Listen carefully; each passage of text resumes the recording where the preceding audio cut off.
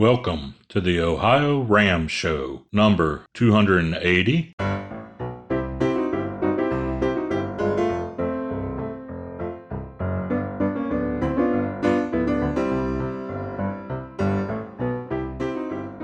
Well, hello again. It's Lee Kreider here, the producer of the OhioRAAM Show on my 21st, 22nd, 23rd day of quarantine. And I hope all the rest of you are enjoying being home. I hope you're staying home. And we're here today with a good friend of the show, Meaghan Hackinen, and we'll be with her in a little bit. Don't forget to check the show notes down here for more information about Meaghan and some of the other things related to ultra cycling. And again, we are here from the good folks of Race Across America time stations 41 in Oxford, 42 in Blanchester, and 43 in Chillicothe. So enough of that. Let's go on out to Riley. My dog is protecting me from something, but I don't know what it is. Well, earlier, Meaghan, before we went on the air, thought maybe it was the virus. He's looking out for us. But he's always looking out for us for something. Hey, Meaghan, you're in British Columbia, right? That's right. I'm in BC, beautiful British Columbia. You never know where Meaghan might be, but I'm glad she's kind of located now. And well, you might have seen Meaghan around here and there on the leaderboards. I believe you won the women's division of the World Time Trials last year, didn't you? 24 hours? Yeah. I won the women's division and I set a new course record. So kind of exciting. I'm proud about that. Did North Cape 4000 last year from somewhere in Italy to the north end of Norway? That's right. It starts in Turin, Italy, and it finishes in North Cape, Norway. I think there's like 11 or 12 countries. And they advertise the route as a North Cape 4000. So one would assume that it's 4,000 kilometers. But in reality, it was like over 4,500 kilometers. So they lied to you, huh? They lied. No, it was a great event. The organizers were wonderful. I loved everything about it. It was just a really special time, and I got to challenge and push myself in a way that I haven't done yet in ultra distance cycling. So it was really a really positive experience for me, and I think I learned a lot. And I hit the daily mile markers I was going for, and I finished in under 2 weeks, which I was aiming for. So yeah, it was an all around really great experience. And of course, I'm sad to hear that event won't take place this year. Obviously, everyone knows why, but I look forward to seeing it continue on into the future because it is a really, really special, exciting event. I think we're going to have some exciting times when we all get back at it, aren't we? Yeah, for sure. I always tell myself to be grateful. And all last year when I was like gallivanting around Europe, I was like, Meaghan, like be grateful for this. Like, really, really realize how lucky you are. And it's hard to do that when you're kind of living in the moment. But now that I'm like quarantined inside my house, I have all those wonderful memories. So I'm kind of, I'm enjoying my memories. I'm grateful for them. I'm not super stoked about being stuck inside, but I'm working through it, I guess. Well, also, Meaghan has become one of our roving reporters. I had signed up to do that, yeah, and then all my events were canceled, so I don't really have much to report on right now. Not much to report right now. I can tell you about my book, but talk about your book. So I published a book in 2019, and it's called South Away, The Pacific Coast on Two Wheels. And it's about my first bike trip that I took with my sister in 2009. So it's really a story about learning how to bike tour, learning what it's like to put those long days on in the saddle and meeting new people and kind of embracing the journey. And I think people who know me now might read it or pick it up and expect to get some tips about how to ride fast and do 300-kilometer days, but it's not about that. It's really about enjoying the journey and cooking camp meals and kind of meeting this wonderful cast of characters all down the Pacific coast, and getting to know my sister as an adult and reflecting on our family and the adventurous and not so adventurous nature. So I think it's a really special story because it was my first bike trip and I learned a lot. And I also think that I hope it appeals to people who are cyclists as well as people who, are armchair travel enthusiasts or just want to read a story about two kick-ass females. So, yeah, I hope it has a broad appeal. And I have no idea. does this book have a title? It's called South Away, The Pacific Coast on Two Wheels. And South Away is a dorky reference to a song from The Hobbit. So, yeah. Well, again, in the show notes, you'll see a link to where you can find out more about Meaghan's book and buy it. I think she would appreciate that, wouldn't you, Meaghan? Well, sure. I hope that you would appreciate my Never story. turn down a dollar, U.S. or Canadian, will you? Oh no. I think now is a really good time to be reading if you have the concentration. I know sometimes it's hard with all the stuff going on in the news. I know that I'm constantly like looking at updates, even though I know nothing has changed for the better yet. But in case you want to know what I'm reading, it's a memoir by Arnold Schwarzenegger. Oh yeah, okay. Yeah, Total Recall, my unbelievably true life story. I don't know if you've been watching Arnold Schwarzenegger in social media lately, but he's posted some great updates about hand washing and staying home with your donkey and baby pony, and he's an interesting figure. I used to play roller derby, and my derby name was Schwarzenegger, so I was inspired by him, and I kind of brought that rough and tumble action hero persona to the derby track, and I think I played it pretty well.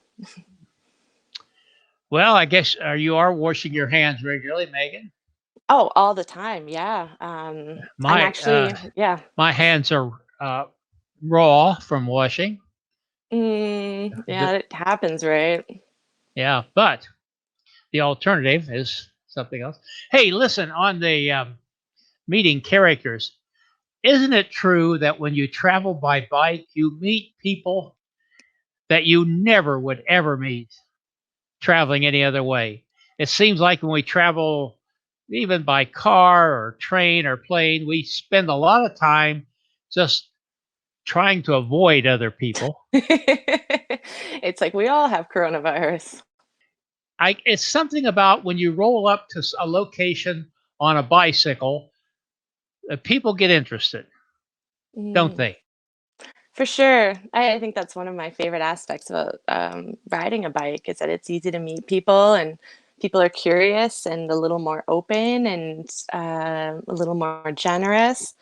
I think that's one of the harder aspects of ultra distance racing is that you don't have time to really engage in those conversations and really get to know people. And there's a part of me and my heart's just like tugging at, and I just want to, I just want to fall into this conversation and see where it'll go and see if I'll end up at some campfire tonight. But it's like, no, Meaghan, lock this down, like get back on your bike. And there's those people who don't have a clue as to why you're doing this. And other people who you can tell by when you talk to them, oh my Lord, I wish I were doing that, or someday I'm going to do something like that. And totally that way. So, and the other thing you mentioned about your first learning trip, it's interesting when you first start out on bike travel, how soon you find out what you shouldn't have brought and what you should have. That's no truer statement has ever been made. I think that it's easy to overestimate how much you can put in a set of panniers, and once you start climbing those hills, you're like, do they need their crocheting set? I could have got along without this. My first long trip, I don't think I passed a post office without sending something home. And where was that trip, Lee? Yeah, pardon? Where was that trip? Where did you do? My first really long trip was up into Michigan. From here up across the straights up into Sault Ste. Marie and back. That was a great many years ago. Cool. I think that was my first really longer trip. My longest trip, I went coast to coast once, self-supported and solo. Yeah, you do learn an awful lot. Meaghan, thank you for being a willing reporter. You do such a good job, even though your process came to an untimely halt last year. With hope we don't have to deal with anything like that again. And we look forward to the fact that when you do get back on the road as a crew member or as a racer, or we'll be seeing you giving us some reports again. How's that sound? For sure. I'm definitely down. I got a GoPro and places to go when I get out of quarantine. Okay, now speaking of GoPro, I believe I saw a wonderful video of you. There's something, I have to say it amazes me every time I think about it. You once played in the roller derby, didn't you? I did, yeah. I skated for 3 years for Vancouver's Terminal City Roller Derby. I got started when I worked at a roller rink, actually. I picked up a job and it was like late nights, like 4 p.m. till midnight, 1 a.m. And all these dudes were always practicing hockey. And they were like, typical hockey guys. They drink beer afterwards. I'd have to kick them out. There'd be like piss and vomit in the bathroom, and I cleaned it up. And so I kind of got annoyed with these guys. I was like, oh my gosh, they're just going to leave a mess. They're disgusting and they smell bad. And then one night, these derby girls came in and they were so polite and so clean. And they left like 5 minutes before the rink rental finished, and I didn't have to hassle them. And whenever they like came over for Band-Aid or ice, they'd be like, oh, do you think, please, like, do you think I could have a Band-Aid? Like, they were so sweet. And they were just these really tough, strong, empowered women, like skating and kicking the crap out of each other.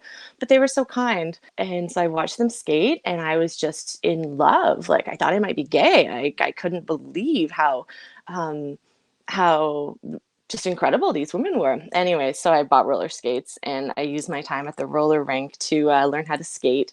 When I closed down at like midnight, I would keep the music going, lock the doors, and just skate around by myself to like 90s dance tunes until I was good enough to be drafted on a team. So that's how I got into roller derby. Hey, folks, don't go away. At the end of this video, you're going to see a little clip of some of her skating skills, which she demonstrated over in Hawaii, I believe. And it's really great.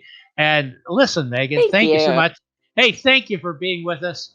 And our goal here is to keep hope alive, and I think you're helping us with that, because our theme is we will all live to race another day. Virtual hug. Do you wanna bring it in, Lee? Come on. Sure, virtual hug. Oh, thanks, buddy. Thanks. That's as good. That's as good until we see one another to do it for real. Feels good. Okay. Thanks a lot, Meaghan.